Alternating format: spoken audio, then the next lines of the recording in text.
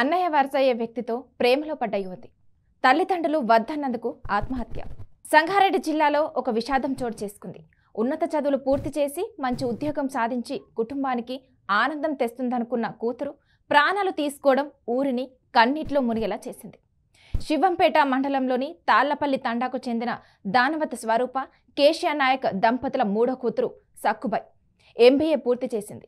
ప్రభుత్వ ఉద్యోగం సాధించాలని కలలు కంటూ గ్రూప్ 2 కోసం కష్టపడి చదువుకుంటోంది.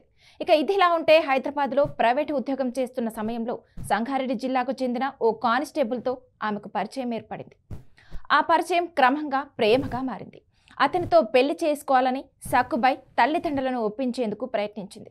అయితే ఆ యువకుడు వారి అన్న వరస అయ్యేవాడని తల్లిదండ్రులు చెప్పి ఈ సంబంధానికి అంగీకరించలేదు.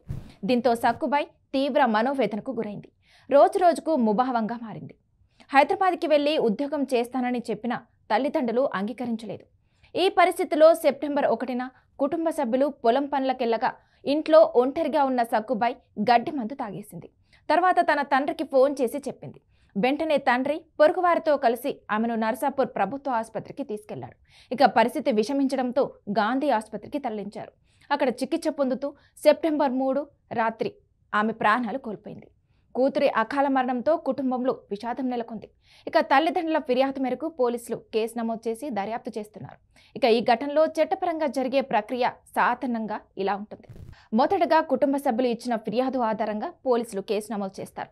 ఆ తర్వాత ఆత్మహత్య వెనుక ఉన్న కారణాలను గుర్తించడానికి దర్యాప్తు ప్రారంభిస్తారు. దీనిలో భాగంగా కూతురి వ్యక్తిగత పరిస్థితులు, కుటుంబ సభ్యుల వాగ్మూలాలు, ప్రేమ వ్యవహారం, తల్లిదండ్రులతో జరిగిన మాటలు అన్నింటినీ పోలీసులు సేకరిస్తారు. ఇక పోలీసులు మరణానికి ముందు కూతురు ఎలాంటి ఒత్తిడికి గురైందో, ఎవరైనా ఆమెను ప్రేరేపించారా లేదా బలవంత పెట్టారా అనే విషయాన్ని పరిశీలిస్తారు.